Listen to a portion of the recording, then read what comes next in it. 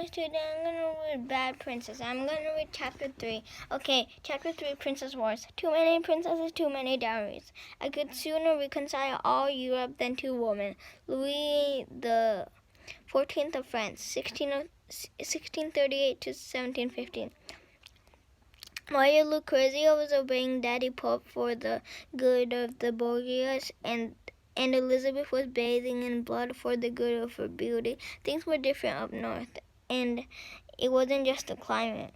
In Renaissance England, two branches of the royal family battled to grab control of the country in a decades-long war that at times resembled toddlers squabbling over a Happy Meal toy. My throne! No, mine!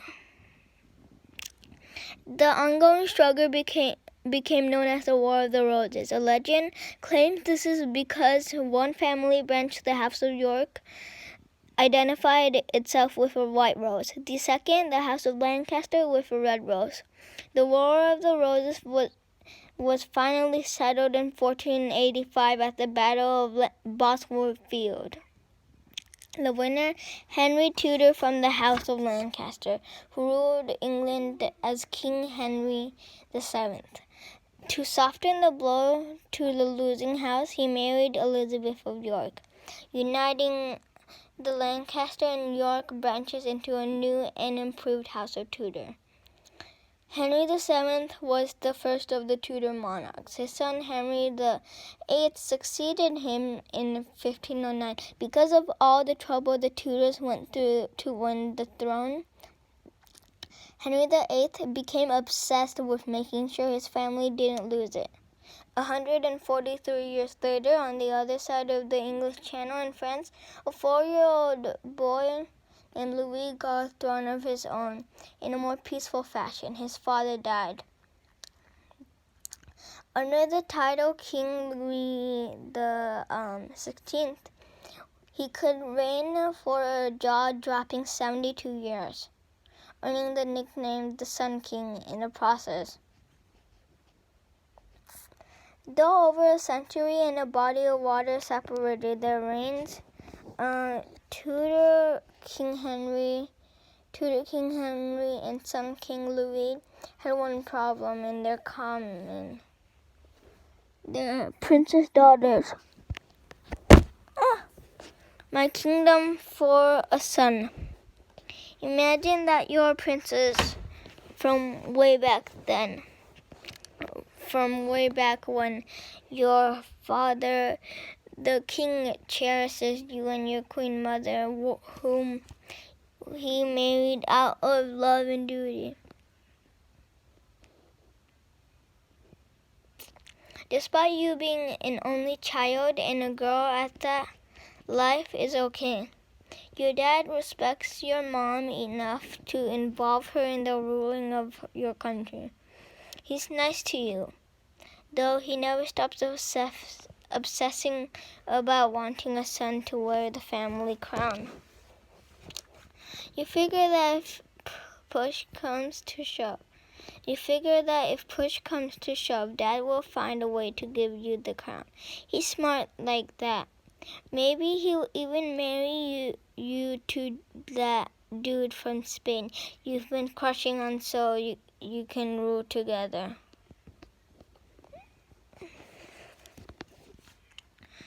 Just another day at the court of Henry VIII. One day when you're a teenager, King Daddy comes home with big news. He announces he was never really married to your mother because she'd been previously married to someone else in the family.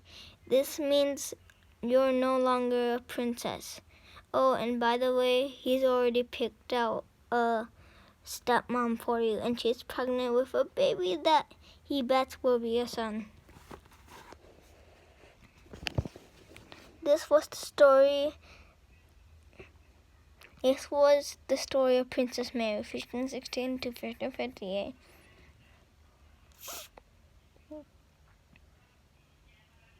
The eldest daughter of Tudor King Henry VIII. Mary's mom was Henry's first queen, Catherine of Aragon, whom he divorced to wed Anne Boleyn, the daughter of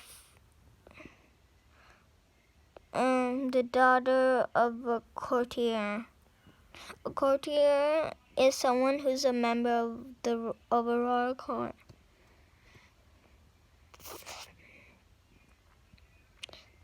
As for Anne, she gave birth to Henry's second daughter, Princess Elizabeth, 1533 to 1603.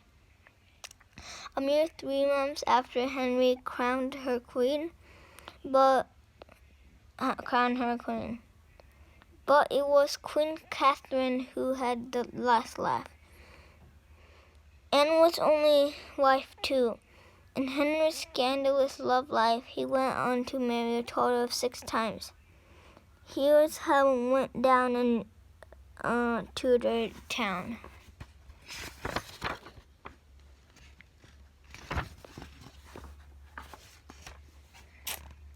Daddy Deadliest, a timeline. Princess Elizabeth and Mary's father married 6 times during his reign as a result of his quest for a male heir. Only 2 of his wives survived the experience. Read on to find out who.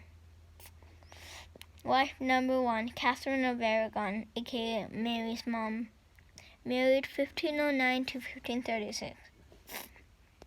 Henry's first bride was his brother Arthur's widow. After more than 2 decades of marriage, 1 daughter, and no living sons later, he decided the marriage was illegal. He was wrong to marry his sister-in-law. Result: divorce, death, and exile. Wife number 2, Anne Boleyn, aka Elizabeth's mom, married 1533 to 1536. Anne Boleyn was the real reason Henry dumped Catherine. The king decided Anne had the right stuff to give him his much-desired son.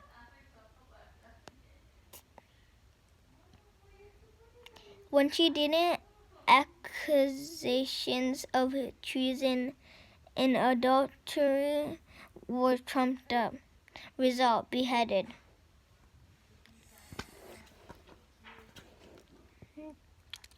Wife number 3, married 1536 to 1537. Wife number 3, Jane Seymour, married 1536 to 1537. 3rd time was the charm. Edward, Henry's only male heir, was born to Jane soon after they said, "I do." Alas, the king's rejoicing was cut short when the queen's health worsened after the birth. Result: death. Henry's 4th marriage was...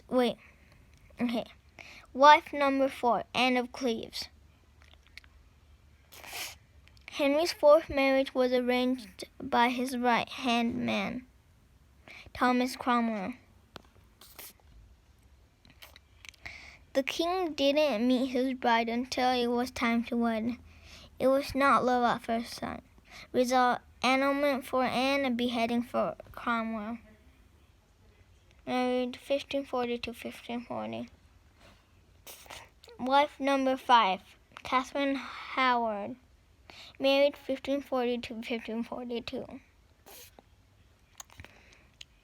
Catherine was a fun-loving teenager when the more than double her age Henry decided she was the bee's knees.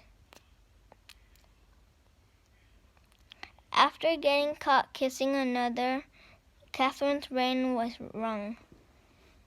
Result: beheaded. Wife number 6, Catherine Parr, married 1543 to 1547. Henry's last adventure in matrimony was to a twice married childless widow. Royal Catherine was rumored to have nursed the king in his final illness.